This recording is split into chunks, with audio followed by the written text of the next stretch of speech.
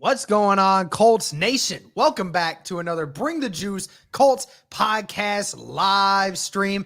Thank you to the 60 people who are waiting patiently for us to start this stream. We greatly appreciate you guys hopping in here. Be sure to like the stream, guys, if you can already. And if you haven't subscribed, please go ahead and do so.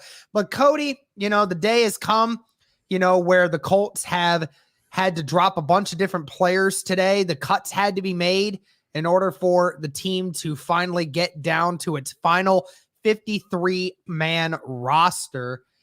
We're going to get into that here shortly, but how you feeling about today? Overall pretty good. A little bit surprised at a couple different moves that we saw for the Colts, but honestly, Derek, when I look at this roster as it stands right now, I do think there are a few moves coming for this team. I think some of the things that they did were a little bit surprising for me, but overall, I do feel like there's going to be a few waiver claims or signings here very soon because there are a couple positions you're like, it feels like the Colts aren't quite done there, especially with a few of the moves that were a little bit more surprising on that end of it. So, yeah, overall, though, feeling good about it. Feeling good about some of the guys that did make the final 53-man. Happy about a few guys, kind of surprised at a few guys. But you know what? The NFL is surprising, and also it keeps reinforcing we can speculate all we want, but we don't know jack crap what's going on in the building sometimes. So yeah. And this was some of it. I mean, we thought there was a couple guys here who were guaranteed locks, and then sure enough, a couple of them are waived or released. And just for clarity, guys, before we even get into the roster and everything that happened, but just because a guy was waived does not mean that the Colts can't sign them to their practice squad. So a good part of this is I'd say at least 10 of these guys who were waived on this list, at least 10 of them are going to end up being on the practice squad. Now, if I'm not mistaken, isn't it like 16 players now because of the COVID rules? Yeah, something along those lines. I'm 16, trying to remember. Right? Was it 60? Yeah. It's anywhere from 12 to 16. I think it's 16, but there's a couple 16, of guys here that will probably end up going on the practice squad, guys. So these guys will remain with the team, just obviously on the practice squad in case something were to happen. But let's kind of hop in real quick, Cody, to the guys who were waived and released. Then we'll get into the final 53-man. First name here, Curtis Brooks. And, that was shocking because, we heard Curtis Brooks and a lot of us were like, oh, Curtis Brooks, man, he could be the steal of the draft. And Sure enough, I mean, he was waived today. I mean, that was shocking to say the least. I thought he would have had a better camp than what he did, but obviously just not enough to make the initial 53-man. Yeah, was definitely shocked by that a little bit. I did think if it was going to be between the two, it would be Eric Johnson, because I did feel like the Colts were going to potentially make a move at more of that one tech position, but for them to release Curtis Brooks, I guess the good thing is, he was a later round pick, so maybe you do feel like you could get him on the practice squad. But yeah, overall was shocked at the defensive lineman the Colts kept. I originally in my final 53-man, prediction, I did have Eric Johnson, but then I was like, well, it makes more sense to keep a guy like Curtis Brooks, who maybe is a little bit smaller, but has a little bit more juice in terms of pass rush. But obviously the Colts felt differently, and, maybe they do make more of a move.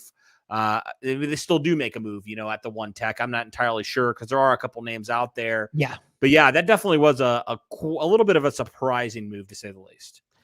Then you had some other guys, Anthony Chesley, who I thought was going to do enough to be able to make this roster. Didn't end up happening. Cameron Klein was waived. Jack Cohen was one of the first ones to be waived. Marcel Denbow was waived. Ethan Fernea was waived. DeMichael Harris was waived. My guess is DeMichael Harris is going to end up on the practice squad. Michael Jacobson, the tight end. Nikola Kalinick, he was another tight end that got waived. Jordan Murray got waived. That's not surprising. My guess is he ends up on the practice squad maybe. Probably. Samson Nakoya, was waived. Devontae Price was waived. Forrest Ryan was waived. Very interesting one there. Some people thought he might have been able to make the roster. Josh Seltzner, a guard, he was waived. Maybe a guy that could be on the practice squad. James Skolsky, who I think will probably end up on the practice squad, to be honest, because of his special teams ability. Marvell Tell, who I think is also going to go on the practice squad. He was waived. Ryan Vandemark was waived. You know, everybody talked about him having one of the highest contracts for an undrafted free agent. And Sterling Weatherford was the big one. Yeah. You know, we were talking about it, Cody. Like, we thought this guy's a lock to make the roster because it seemed like he was too good not to be on the roster. But sure enough, like, we saw the Colts make that trade for Grant Stewart earlier today. And I said, like, don't be surprised if there's a surprising cut here. And Sterling Weatherford was one of them. Mm-hmm. Definitely. And especially since you kept 10 defensive linemen and you elected to, you know, only keep 6 linebackers and, you know, you didn't keep, which was, I thought was so interesting. You didn't keep Sterling Weatherford, who I thought was ahead of JoJo Domann at this point, who you did keep. So it was a little bit surprising in that, from that standpoint.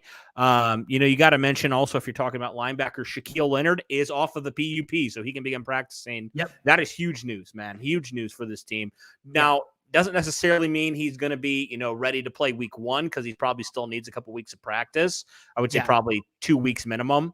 But certainly great news, you know, so he's at least going to, you know, be able to practice within, because guys, if he was placed on the PUP, he couldn't even practice within 4 weeks. Yeah, so. That's why the Colts were not wanting to put him on the PUP list to begin with, because they're like, we think he should be back before then. But even if he wasn't, the fact that you won't even allow him to practice for the first quarter of the season just seems like a terrible idea. Like you said, Shaquille Leonard, you know, off the active PUP list. So at least the good news is that he, like you said, he's still probably a couple weeks from being where we want him to be at this point, but still nonetheless a good thing that he is going to remain on the active roster and that we are within reach of him coming back onto the football field, which is a great thing to hear. Absolutely. A couple guys here also that were waived: Chris Wilcox, Chris Williams, and Tyson Williams. Guys who were released. A couple of interesting ones here, Cody. You know, I thought there were a couple here that were interesting. Kiki QT was just released. Dennis Kelly was also released, which is interesting because we thought Dennis Kelly was going to end up, you know, coming in, you know, being that backup right tackle for us. And we thought that was going to be good death, but he's gone. Brandon King, not surprising. I called that from the first preseason game. Philip Lindsay, who we both thought was going to be the third running back for this team, he's not on the team anymore.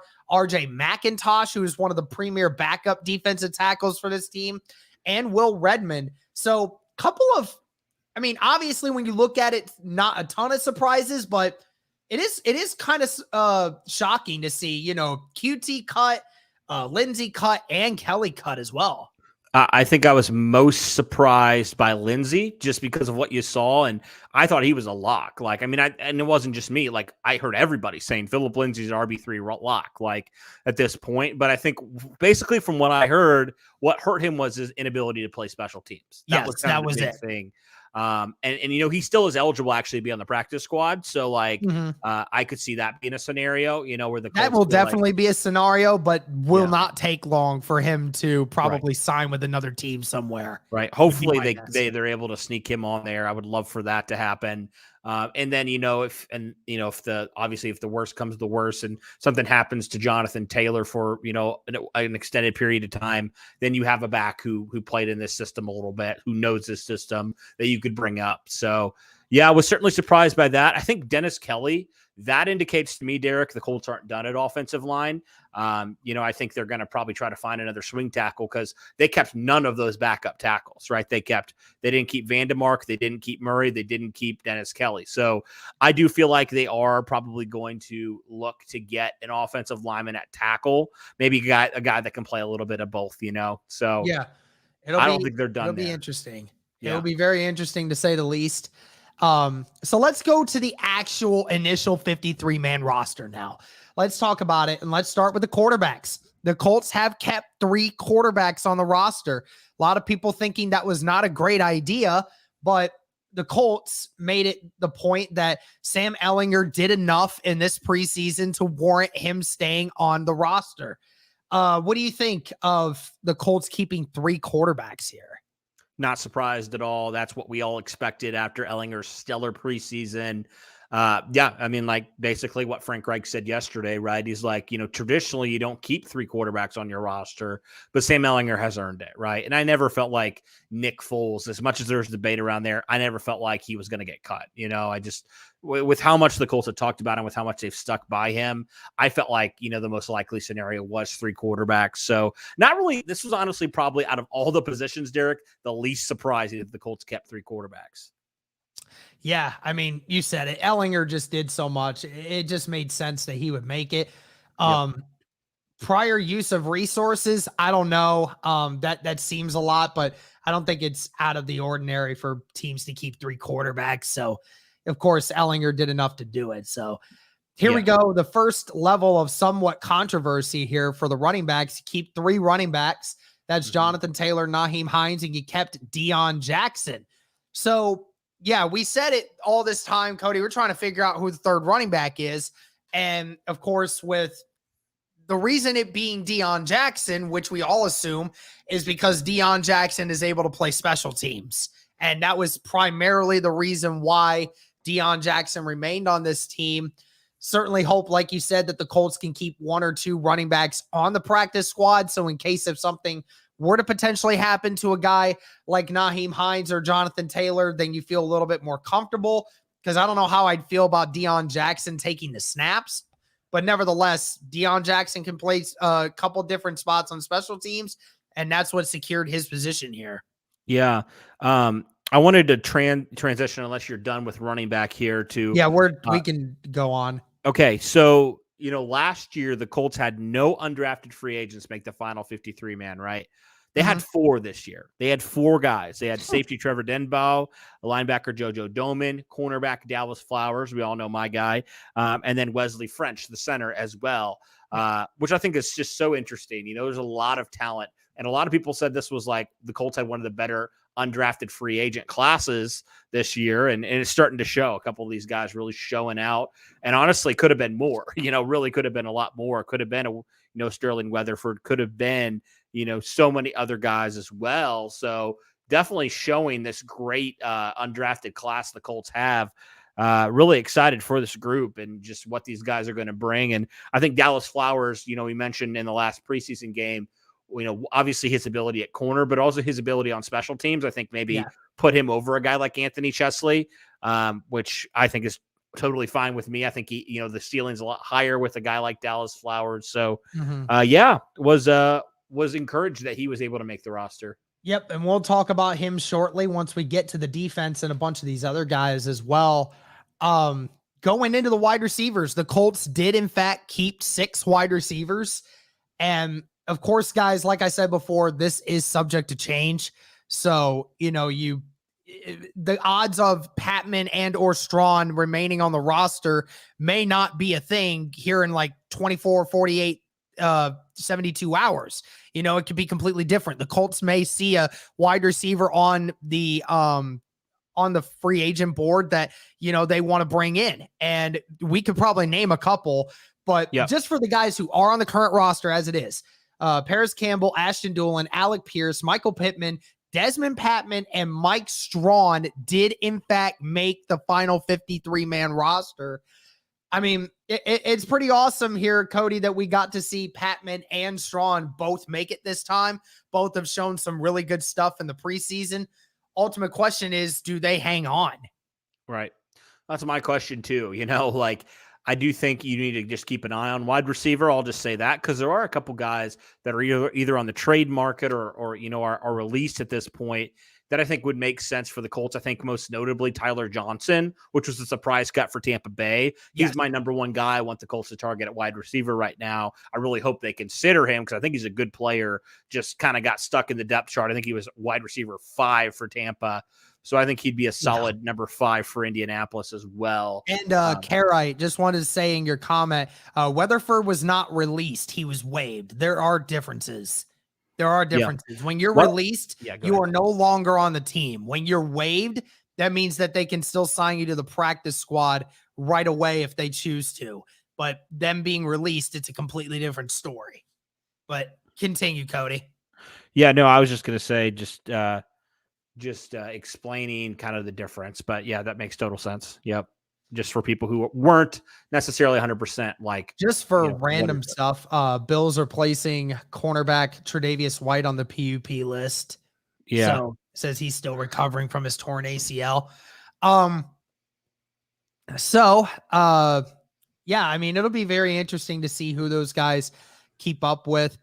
So was Curtis Yeah. Brooks and Ogletree the only picks not on the 53?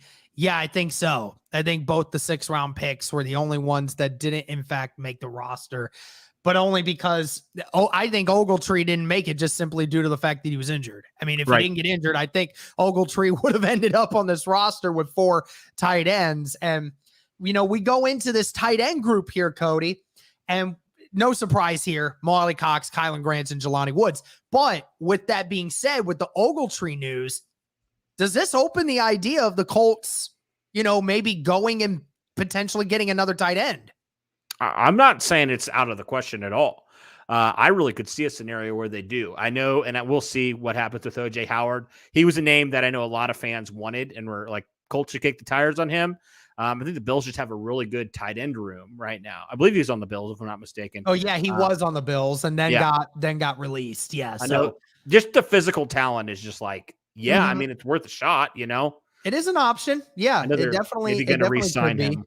We'll see if they re-sign him or not. But yeah, definitely. I've seen people saying this comment a lot. Yeah, guys, Marlon Mack is not coming back to Indy. It makes no sense at this point because. We're only keeping 3. And then with the only reason that Deion Jackson is the 3rd running back is because he can play special teams. Marlon Mack is not going to play special teams.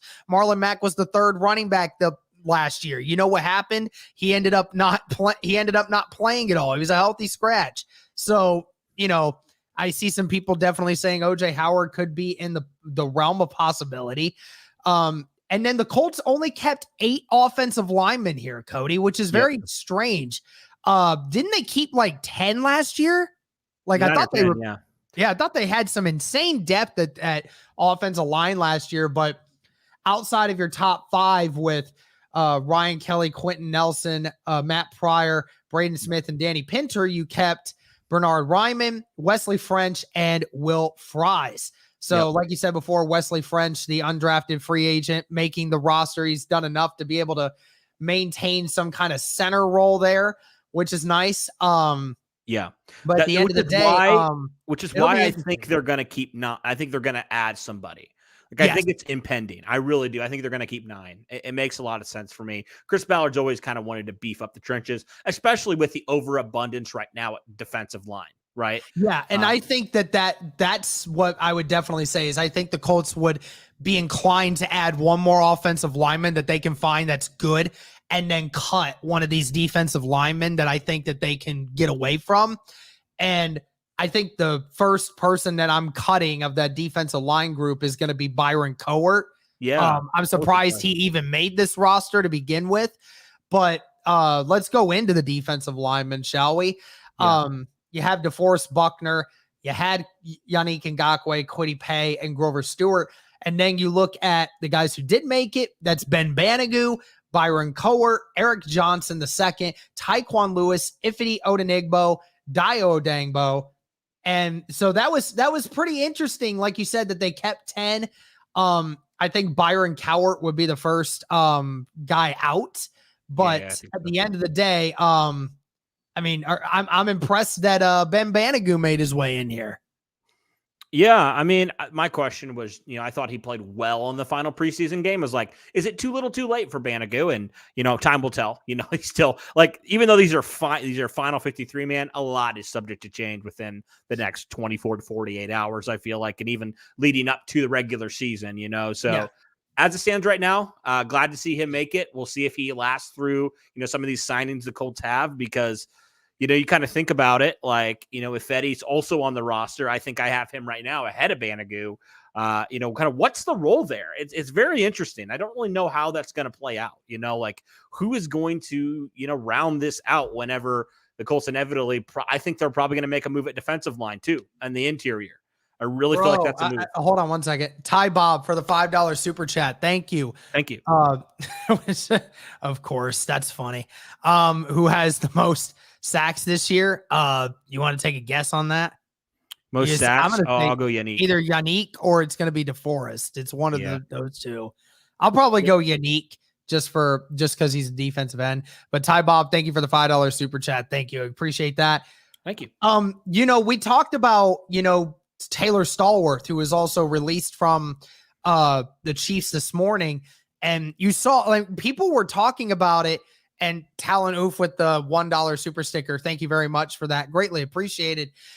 At the end of the day, like, Stallworth had his best time when he was in Indy, and he was a phenomenal backup defensive tackle at stopping the run and was able to get some pressure every once in a while. So I'm going to say, like, it would not surprise me at all if the Colts maybe even cut 2 defensive linemen, brought in Stallworth in that time, and added another offensive lineman in as well. Or maybe you even cut back on your linebackers as well, which we're about to get into.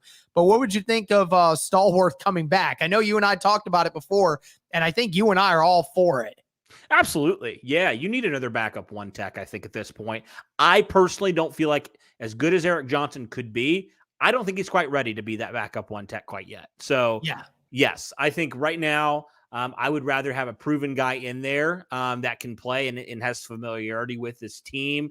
I know the system's obviously a little bit different, but I still think Taylor Stallworth could fit that kind of backup guy to Grove. And he knows these guys in the locker room. It seems like a perfect fit, right? And and we were all a little like confused why the Colts didn't bring him back initially. Yes. Yeah. And we're seeing the bad side of that now. Because, I mean, Taylor Stallworth was a phenomenal backup defensive tackle and one tech for somebody like Grover Stewart that you wanted to be in there and play just like what Grover does. So, yep, exactly. And you talked about it. He also had a little bit more juice than we thought initially. He slimmed down a little bit, and he was able to get some nice pressure on the quarterback at times, especially for a one tech. I thought he did really good. Yeah, absolutely. Going into the linebackers now, like you said before, Shaquille Leonard taken off the PUP list, which is great. Means that here in the next week or two, we should maybe start seeing some kind of development that was going on. But at the end of the day, you still have Bobby Okereke, you have EJ Speed, Zaire Franklin. The Colts obviously traded for Grant Stewart earlier today. Still want to get your thoughts on that as well, Cody. And your guy, JoJo Domann, actually made this roster, which is the crazy part. Because again, we were not saying that we thought JoJo Domann was playing bad by any stretch. JoJo definitely played very well in this offseason. But at the end of the day, like, we thought Sterling Weatherford was clear and away ahead, better than him. And, Weatherford played special teams. JoJo played special teams, and a bunch of these guys played special teams. But for some reason, JoJo beat him out. Yeah. I know. I was kind of surprised at that because, I think we all had him, like you said, ahead of JoJo. But, maybe it did come down to who was better on special teams. Again, like, people like to just glance over that and think that's not a big deal. It is a big deal. Yeah. So maybe the Colts liked what maybe Sterling looked better on the field, but JoJo looked better on special teams. Like, I could really realistically see that being an option. And then as far as the new guy the Colts got today, let me pull up his name. Grant Stewart. Grant Stewart. There we go. Yeah. I mean, I saw some Tampa Bay fans and stuff saying this dude is a monster on special teams, right? And the Colts lost a lot of key special teams guys, right? They lost the George Odoms, the Jordan Glasgows, those guys that were key contributors on your special teams last year. And we saw the kick coverage unit the first couple weeks really struggled, Derek. And I thought they did a good job of, kind of cleaning it up a little bit the last week. But to get a vet in there who was really good, I think he was the best special teams player Tampa Bay had in terms of the return game, and stuff like coverage game and stuff. So personally, to give away a 6th round pick, and you still do get a 7th round pick. So it's not like you gave up a ton. Right. And you get a player like that who, is going to contribute highly on special teams. And, maybe he's an underrated trade because he's not going to do a whole lot for the defensive side. But when it comes to special teams, he's going to really help you out. I mean, you look at Jordan Glasgow from a few years ago, right? I mean, he was a 6th round draft pick, and he was, if besides George Odom, was the best special teams guy that we had, right? So you're right. Like, unfortunately, it does come down to when you're the last spot on that roster spot, who does end up making the more plays on the special teams. And, again, for the Weatherford thing, I think that he's going to be the first guy that they make sure he's put on the practice squad, because I definitely think that they want to make sure he's there in case another spot needs filled for that. So at the end of the day, it's a surprise that Weatherford's not there, but at the end of the day, I understand why Doman's there. And then the quarterbacks, another interesting one, bro. Stephon Gilmore, Kenny Moore, Isaiah Rodgers, Brandon Faison. We all knew those were the four. And then the back two guys that can play special teams and guys who did very well in the preseason. Dallas Flowers, the undrafted free agent, same with Tony Brown. Tony Brown, who again excelled in the Lions game. And of course, Dallas Flowers, who not only was doing well in defense, but at the same time was also doing very well in the kick return game. So, you got some very good players here. And I mean, I think you and I are both very happy that Dallas Flowers stayed on this roster. And just to talk about Tony Brown, you talked about his special teams versatility. According to PFF, he was the Colts' highest graded special teams player this preseason. So, yeah, I didn't realize how good he was on special teams, and that definitely gave him the nod. Gave him the nod. So, yeah, not really shocked at all that he did make the roster. I think we kind of forgot because we didn't see him a whole lot, or he didn't really have that splash play per se. So I wasn't not necessarily shocked that he's over a guy like Chesley. So definitely. And if I'm not mistaken, wasn't he with Gus Bradley last year? Hasn't he been in his scheme before? Not 100% sure on that. I believe that's the case. Somebody told me that. Maybe they're lying to me. Let me do a quick Google search here and I can tell you. But yeah, you're right.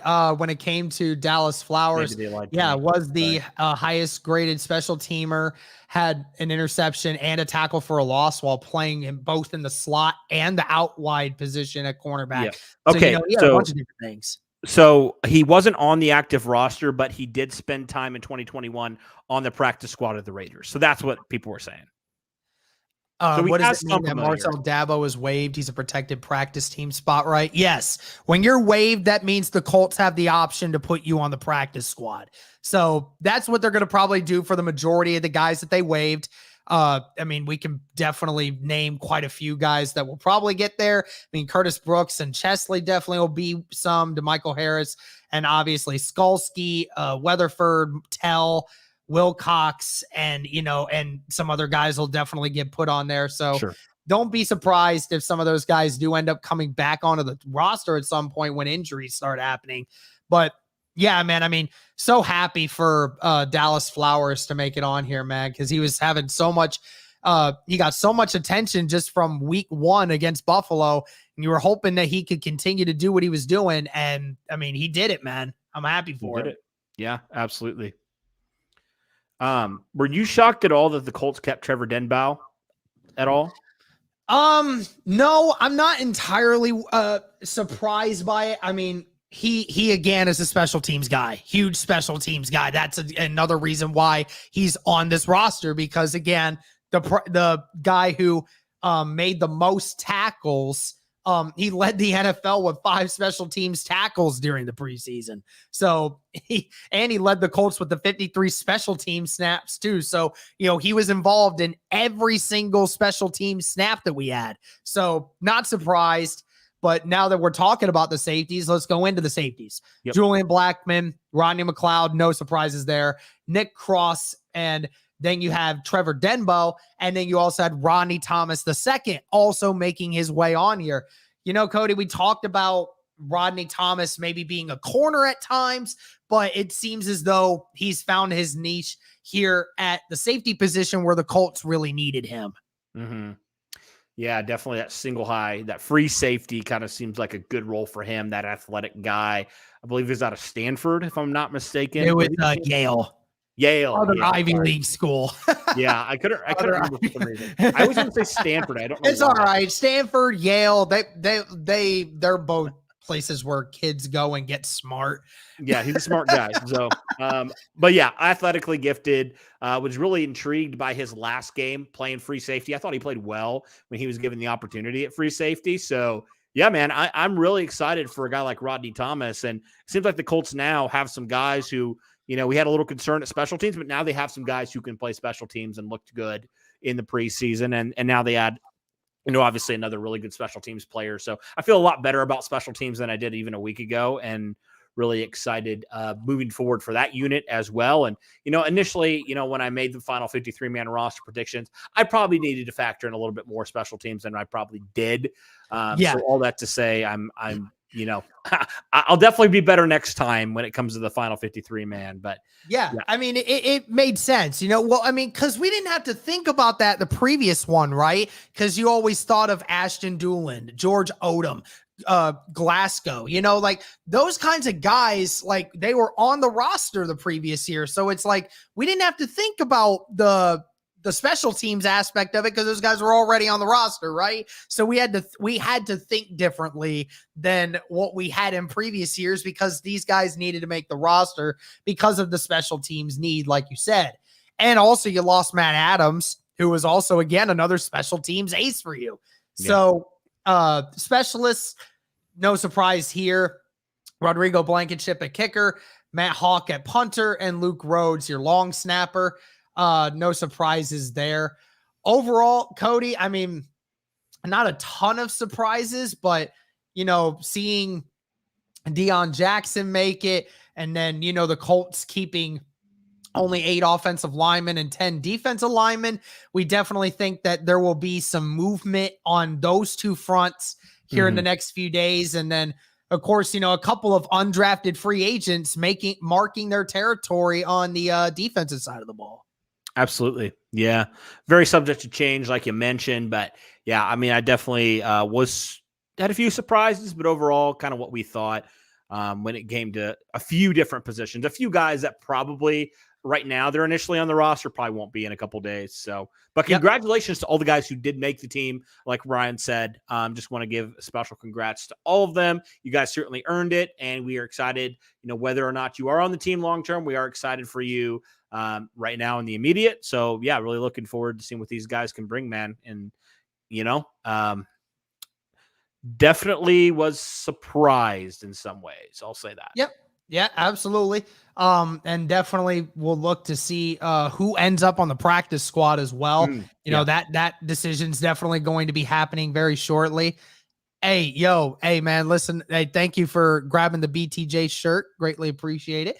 Yep. But thank you to the 360 people who are watching at this moment. And thank you to everyone that tuned into this stream. We greatly appreciate all of you guys hanging out with us. Cody, is there anything else that you thought we could talk about before we hopped off of this? Yeah, I mean, there's a few other things I think we can talk about, Derek, certainly. But first off, for the 350 people, hit that like button, subscribe, all that good stuff. We're only at like 100 likes. Let's at least get that up to like 200, if not more. But I really appreciate everybody who is in here. And when you guys do that, it helps push it out to more Colts Nation.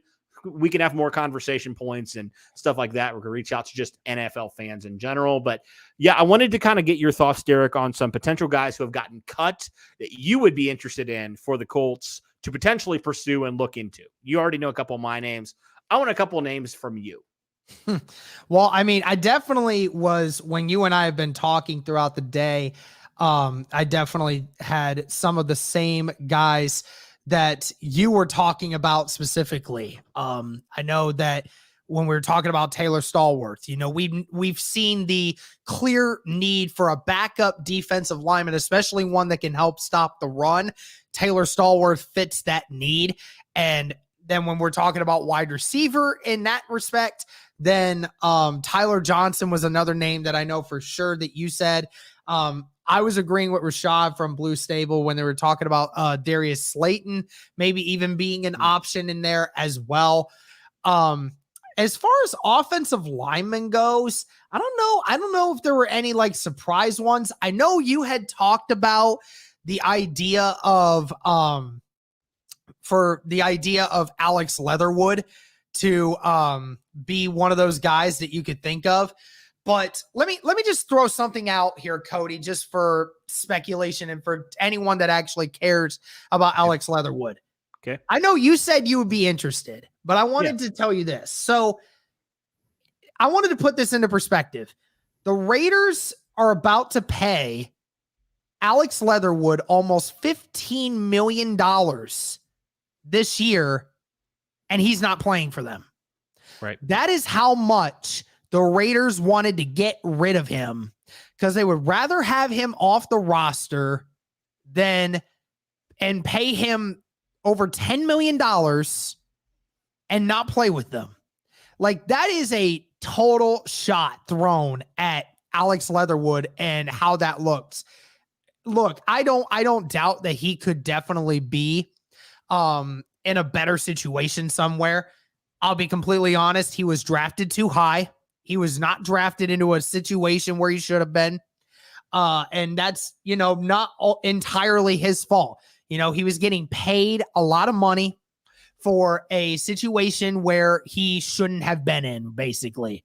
So, and basically, and the real Mr. Colts said it right here. Raiders are on the hook for 7.9, and he would be owed $6 million by a new team. So, we'd be paying him $6 million if, in fact, that we decided to bring him in.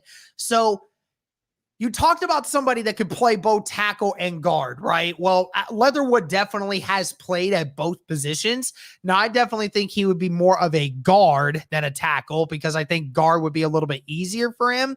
But at the end of the day, I don't know if I'm wanting to take a risk on Leatherwood, especially if you're paying him $6 million to be a backup, and then a bad backup at that point.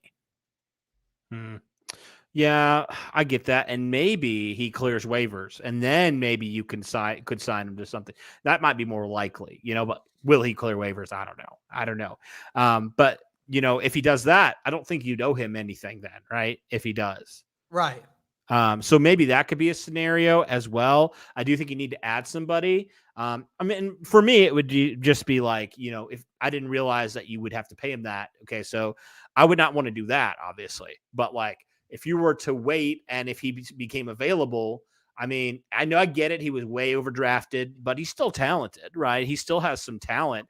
And if you move it, I feel like if you moved him more inside, would that make, maybe utilize his talents a little bit more? Like we saw with like Tevin Jenkins, for example, he really wasn't a good tackle, and the Bears moved him inside, and he looked a lot better at guard, a little more comfortable at that. That would kind of be my thoughts with it, but I get it. The people who are like, absolutely not. The Raiders were so determined to get rid of him that they were willing to, have to pay that much, so I get that. But also you see what the Raiders organization has been, and you're like, like new regime, stuff like that. Like, what's the deal here? And maybe it's just shattered his confidence a little bit. He just needs a fresh start somewhere. So I see both sides of the conversation. I'm not like super, like, if they didn't go after him, okay, whatever, I do think they need to add somebody, but yeah, I'm not paying that amount of money for him. Definitely not. Yeah. And I mean, we already talked about OJ Howard and the potential need for him there. But, and then I heard Taco Charlton just got released by the Saints or by the Cowboys just a little bit ago. That could be another interesting opportunity. Taco Charlton, who was a first-round draft pick several years ago, still has some potential playing ability there. So that could be another one we could keep our eye on. Yeah, for sure. I'm just trying to scour through here and see if there's anybody else as well. So, but yeah, no, I don't think so right now. There's probably some other names I'm missing. I don't have that list right in front of me right now. We'll probably end up we'll probably make some more videos here probably in the next few days, guys, about, that we have, that we could see the Colts potentially signing. That could be definitely something we will keep an eye out for.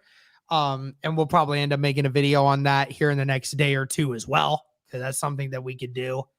But oh, and Joe Hague. Yeah, Joe Hague is another one that bring him back. That we could bring Joe Hague back. Joe Hague played very well for Indianapolis when he was a backup offensive lineman for us.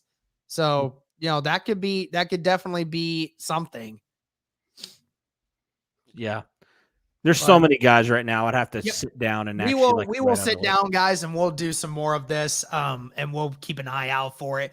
But let us know your thoughts, guys. We'll end it here, but we want to show our appreciation to everybody who hopped in here and did this and was in here to watch this with us. We greatly appreciate it, guys.